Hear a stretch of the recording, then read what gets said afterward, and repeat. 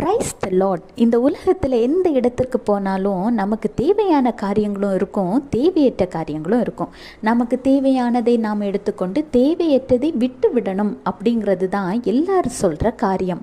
ஆனால் சில நேரங்களில் சில சமயங்களில் எது தேவையானது எது தேவையற்றது என்பதை பிரித்து அறிந்து கொள்ள முடியாமல் சிக்கி தவிக்கிற நேரங்களும் உண்டு. இதனால் தவறானதில் விழுந்து போகிறதும் உண்டு. ஆனால் ஒரு இடத்திற்கு சென்றால் நமக்கு தேவையானது மட்டுமே கிடைக்கும், தேவையற்றவை தானே விலக்கப்படும். அது என்னங்கிறத பற்றி ஆண்டவராகிய இயேசு கிறிஸ்து உங்களிடம் சொல்கிறார். கேட்போமா? ஏசாயா 48:17 இஸ்ரவேலின் பரிசுத்தராய் இருக்கிற உன் மீட்பரான கர்த்தர் சொல்கிறதாவது, பிரயோஜனமாய் இருக்கிறதை உனக்கு போதித்து நீ நடக்க வேண்டிய வழியிலே உன்னை நடத்துகிற உன் தேவனாகிய கர்த்தர் நானே.